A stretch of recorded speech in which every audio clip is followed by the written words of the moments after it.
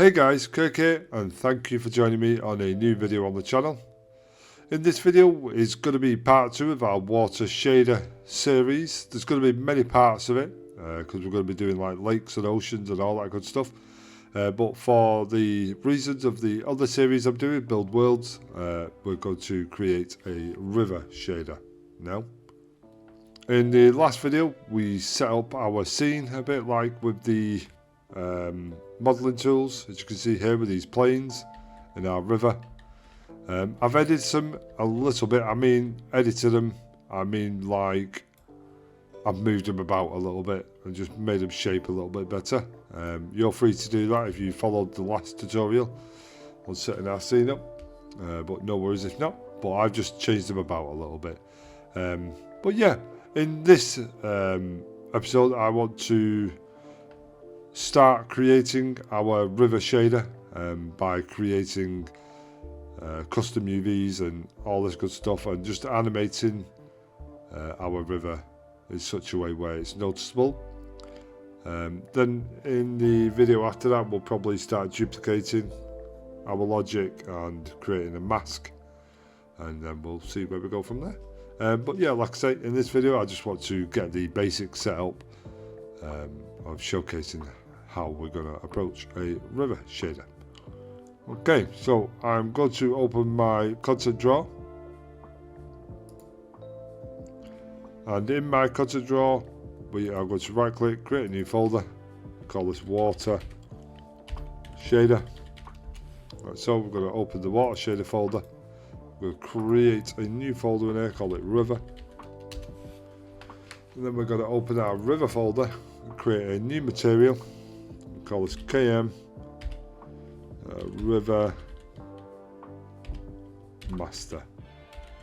My voice may be a little croaky in this video compared to other videos, and that's because I've had a cold lately.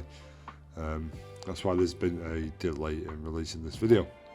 Okay, so now you've noticed I've got a river master material. The reason for this is because our planes for our river are on different slopes, so some of the flow will be fast and some flows will be slower, and we may need to change some UVs on individual ones. So I've created a master, and I can just right click and create a material instance. We're going to open our master material. The majority of this video will just be in this screen, in this shader view if you like, while we just build some logic up, and we could tell from our mesh here what we are aiming for. I've changed to a cube here at the bottom right of the image for the mesh. I feel they're a little bit better to use than just a sphere, cylinder or a plane. I just prefer to use a cube. Okay, so in this, there is parameters here in the details panel that we do need to change for translucent water, but I'll do that at a later date. I just don't want my video being dead long. I want to break the series up as much as I can for the possibility of people who want to just know certain parts of a shader. So I'm just going to reduce the length of them, and we'll sort these parameters out at a later date. Okay, so with a river comes ripples, as we all know. No river is completely flat, so we need to create some ripples in our river shader, and the best way to do that in Unreal Engine is to use normal maps. It's probably the same in Unity and any other engine, but Unity's shit. I prefer Unreal Engine. So yeah, sorry for my bad language. I used to work with Unity quite a lot because I do C#, but not anymore. It's shit. But anyway, sorry guys. Anyway, back to the water shader. We need some normals, so I'm going to come to my build worlds. I've already imported a load of normals, imported all my masks into Unreal Engine, but in this folder I have water normals. If you go to Google or your preferred search engine, just type Unreal Engine water normal textures, you'll be presented with a wide array of water normals. This water normal here, you can see I liked the look of that, but once I got it in here I realised that the dimensions are 128 by 128, So in other words, the quality of that will be absolute rubbish because it's so small. We could possibly use it for details later on when we come to fine tune our shader. But for now, I've got this one here. It's 2K, so 2048 by 2048, and the dimensions. Try and aim for something like that, like in between 1K and 4K. No real need to go over 4K, so 2K is quite good enough. This one's 1K. This is my bounce. You'll see this later on. But for now, we're just going to drag this normal in. First things first, I'm going to set this to shed wrap. And the way this works, as you can see, if I plug this in here now, I'm going to make this a bit bigger. You can see now on our cube that we've got a normal map that ripples a lot. It's still a flat surface, as you can see, but it does look ripply. But not many rivers are stationary like this. We do need to give it some motion. I've noticed a lot of videos out there that do this river shader, water shader stuff. Use a panel node. This is all well and good. I mean, you can't grumble against it. If I open my panel node up and in the speed Y, I mean 1 is vertical upwards. So if you do -1 in the speed Y, it's going to be downwards. So speed X and speed Y in the panel node, that's the X axis, and the Y axis, which is up and down, and X is left and right. Obviously, unless you're making rapids, that's a little bit too rapid, so I'm going to put -0.3. We get a bit more motion there, it's more realistic. So as you can see now, we're scrolling our normal texture vertically down using a panel node.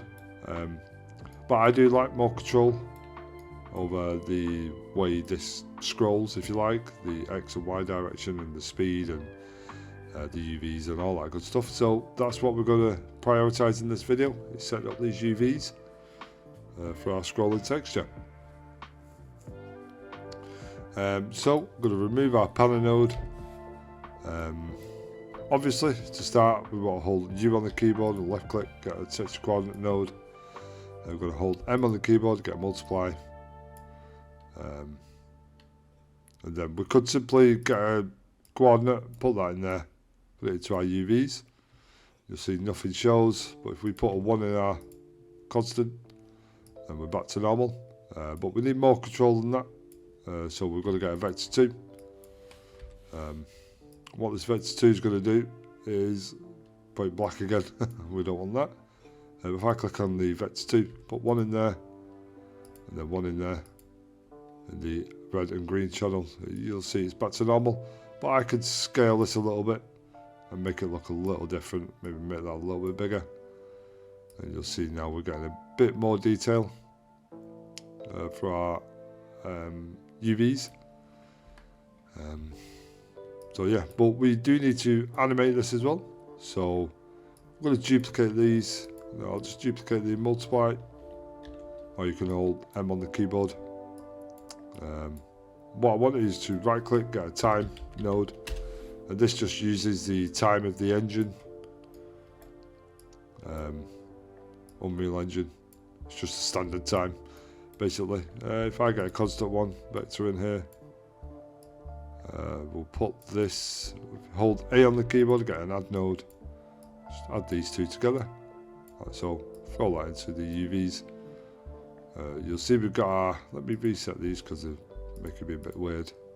I'm just going to put a 1 in both of them. You'll see nothing's happening, but if I increase this, you'll see that we're getting movement in the normal texture now. But obviously it's going in the direction that we don't want it to. I'll delete that and get a constant 2 vector. So just throw that in there. And then for red and green channel in the constant 2 vector, the R is the X axis and the G is the Y. So like the panel node, I'm going to put -0.3 in the Y. And then you'll see now we start scrolling downwards.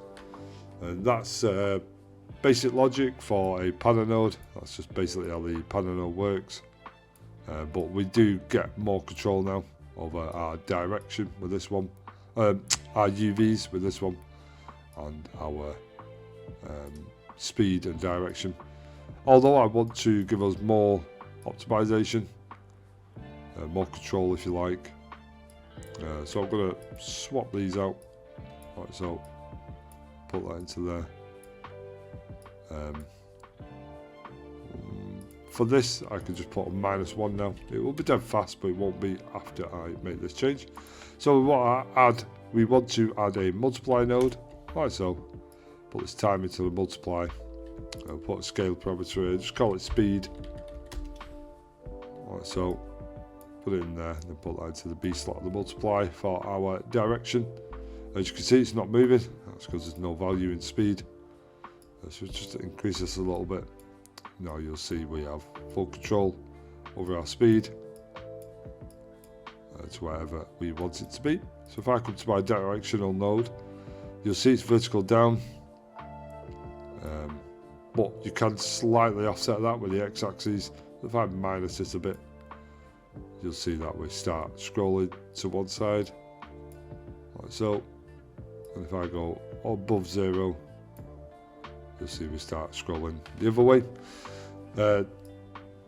This is the reason I do it this way.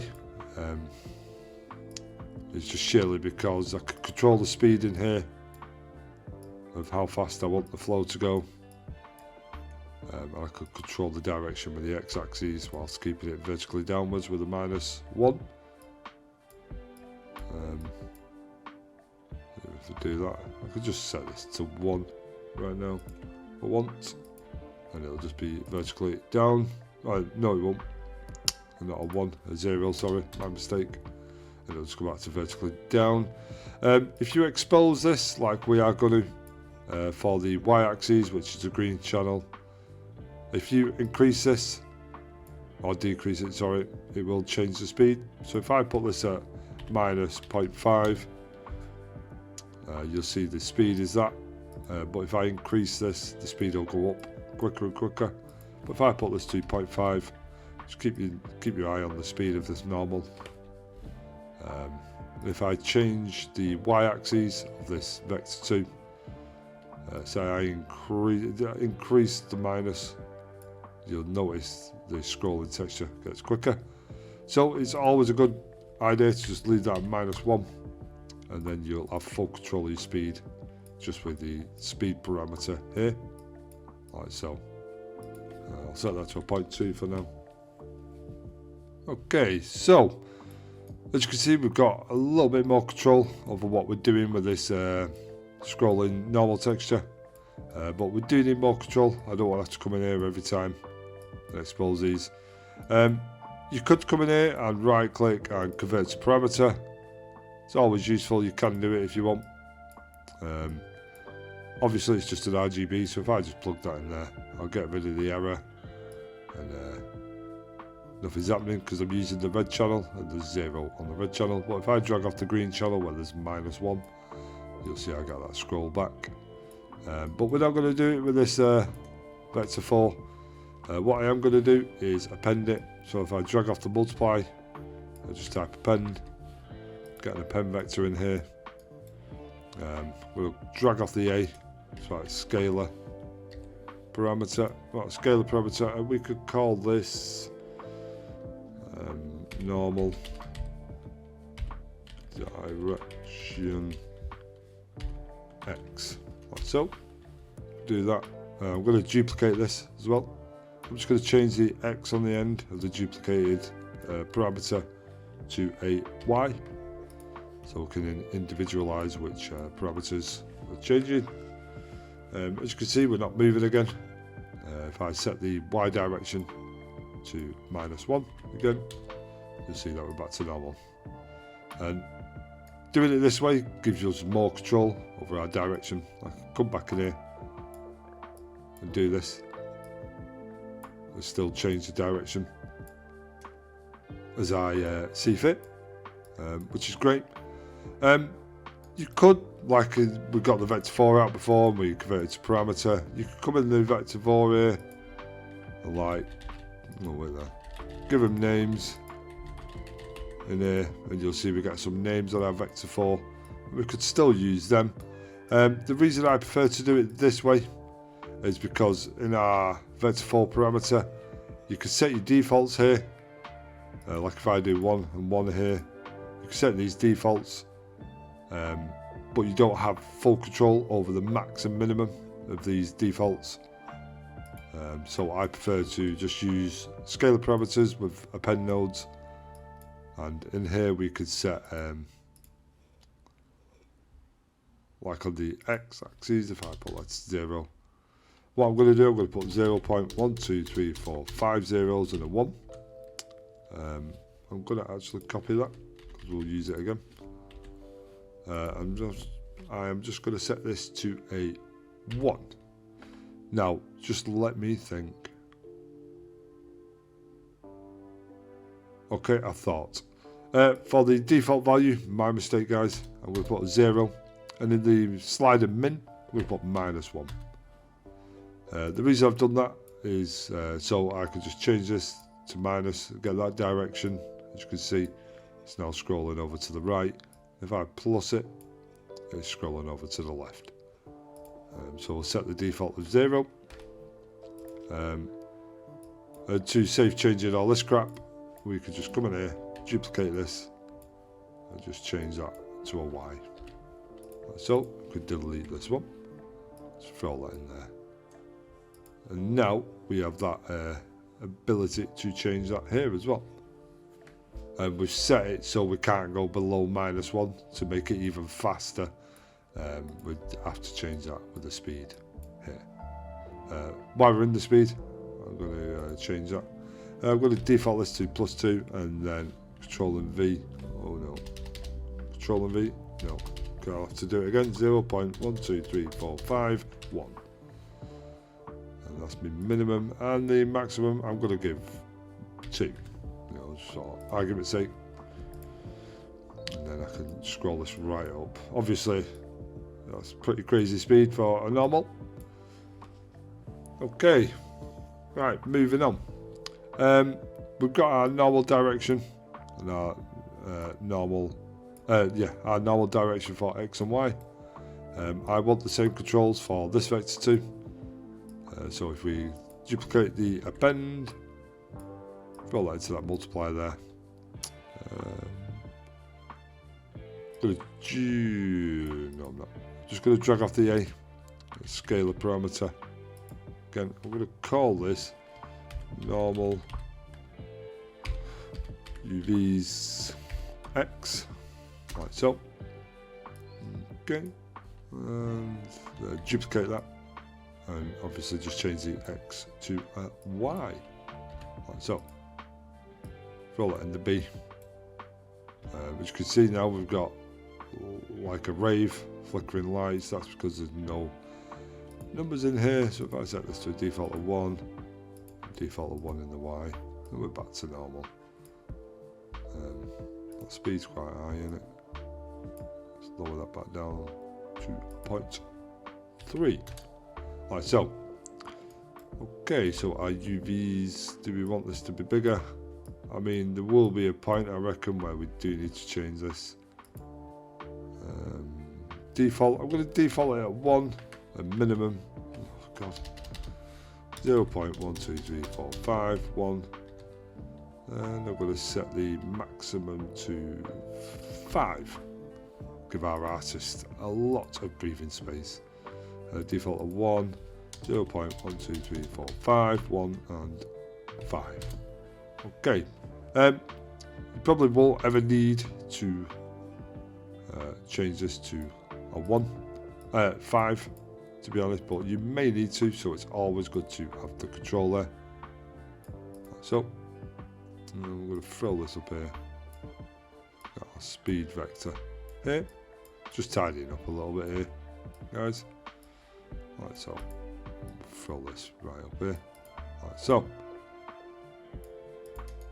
Okay. And that is how we're going to do the UVs. I'm just tempted. What I'm going to do, I'm going to create us the ability to rotate our normal as well, because certain meshes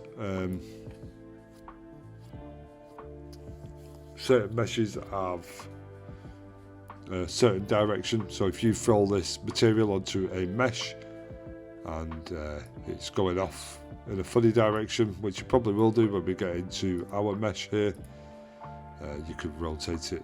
So we're going to right click here, just type cust, oh spell it wrong, cust, and get a custom rotator. This is an Unreal function. Put that in the UVs, right into there.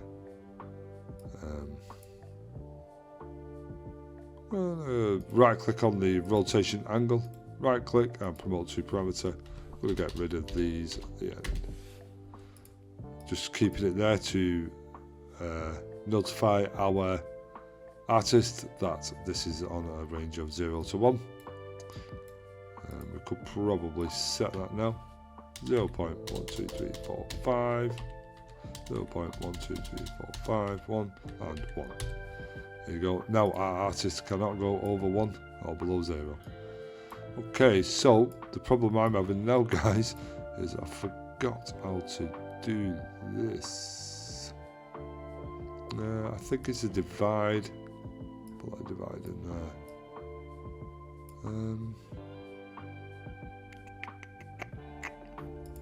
Is that an add node? Add this vector to it. So, put that in the rotation. I think that's how you do it. Let's change this rotation angle a little bit. Ah, yeah, there you go. And now you can see we're rotating our normal. If I put this to 0 and then maybe 0.5, what's happening there, guys? It looks like it's still scrolling vertically down. Well, I say it looks like it is. But it's still scrolling down. But if I set this to 0, watch the normal. 0, that's the right way. If I put 0.5, it flips it upside down. Keep watching that normal. It flips it upside down. So I put 0.12345, 1, done. And that is how you do that. And that's just basically our UVs set up for our normal.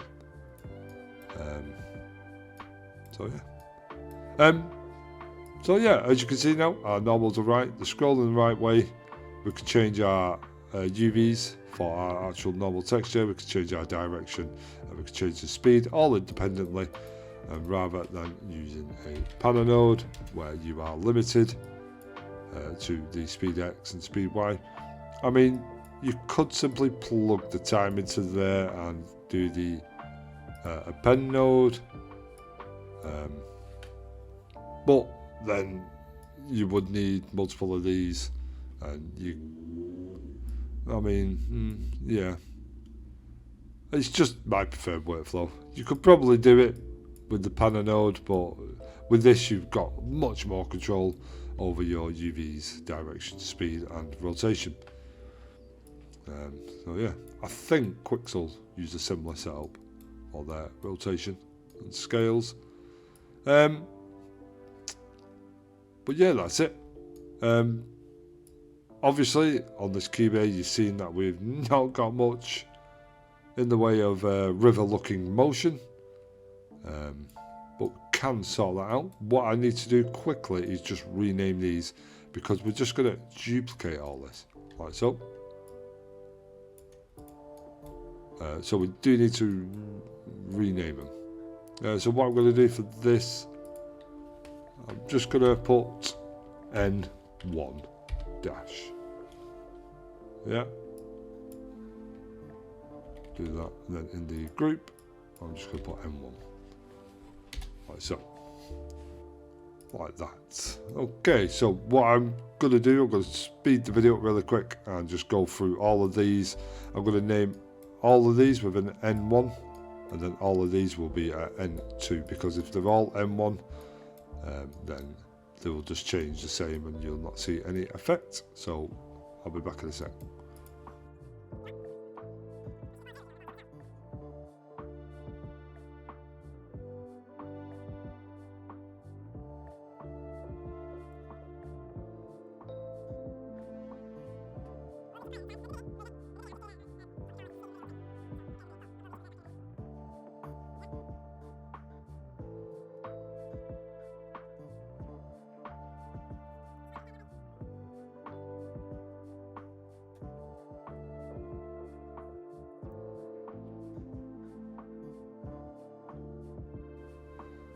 Okay, now all these have been set up. I've set my different parameters up with N1 and N2 just for now. Obviously later in the series we will change this. And what I'm simply going to do is add these two together. So I'm going to hold A on the keyboard and add. Just put the RGB of normal 1 into A, RGB of normal 2 into that add node. I'm going to get a lerp, hold L on the keyboard and get a lerp, plug that lerp into the B. If I hold 3 on the keyboard I get a vector 3, and we'll just put 1 in the blue channel like so. Drag that into the A of the lerp, and this will just specify just downwards, if you like, vertically down. And then we just need to scale the parameter. We'll just call this normal amount, like so. We plug that into the alpha, and then plug the lerp into the normal. You'll see it's broke everything. No, it's because this normal amount has not got a value. So if I just put a 1 in here, you'll see now we've got a normal. And you're probably looking at it thinking, well, he's just added another normal. Well, I have, but they are both sitting directly on top of each other, all with the same values. With that speed, you see I've got 0.3 on that normal. If I come to this speed and put 0.35, you'll see now there's some motion. I put 0.3, you'll see it's the same, and 0.35, like so. You'll see that the two normals are now scrolling at different speeds, which is kind of causing a bit of a watery, rivery look, if you like. What I'm going to do on both directions,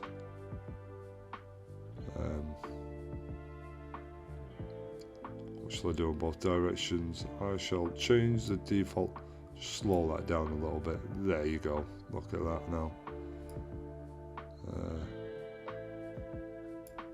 I'll put minus 0.5 on that one. As you can see now, we are getting a nice little scroll. But what I want you to do now is watch carefully. Just keep watching, be around about now. There you go, did you see that? At this point, the normals absolutely match up perfectly. Keep watching, there you go, see that? And it doesn't matter how much speed you change, or how much of the direction on the y-axis you change. Like I could put minus 0.6 here, and it'll go back there. You can see that there is only a slight difference in that speed, and it'll just take longer. So if I put minus 0.8, you'll see we're getting a bit better of a flow, but they will still marry up if you wait. Where are you? There you go. Seen it? There's a double one then. The reason for this is because both textures are exactly the same size. So what we simply need to do is come to our normal UVs. If we get the X and the Y, if I put 1.2 in the X and 1.1 in the Y. No, I won't do 1.1. 1.2. and you'll see now they are both slightly different. They may marry up at times because that's only a slight difference in the normal, but you can see that if I just set these back to -1 again, like so, as you can see there now, I could, oh, that's the speed, direction. I'm going to go -0.9 for this one. As you can see now, there we're getting a little change in there, a little flow. Don't forget the more I reduce that. There you go. If I do that, look at that one now. If I get this normal direction, just reduce this. Ooh, look at that one. It's funky, isn't it? So yeah, just got to keep playing about with these. Set that to -1, maybe a bit less. There you go. Now we're getting a nice effect for our river. Sorry about that. My voice went all girly. But yeah, that's how you imitate a river with normals. Okay, so with this now being said, you could easily come along, which we are going to do in the next video, grab all of these and simply duplicate them. Yeah, and then you could do that. You would have to rename all of these, like N1, N2, so you'd go N3 and N4, change the group, and you could have 2 separate normal amounts and get a blend. Oh, right click. It works for me. Blend, angle, corrected normals, and then just blend these 2 lerps together, like so. Nothing will change now. I'll just put that in the normal. You'll see we're getting a lot more motion in the ocean. But you'll see all these white marks. That is just because there's 4 scrolling textures, and 2 from each are marrying up, so they're just becoming completely transparent. The GPU does not know what to display. But like I say, guys, that is for the next video, and we'll go through.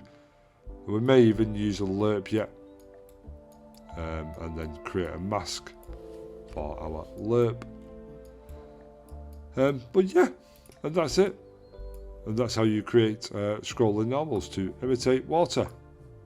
I'm going to hit apply and save that now.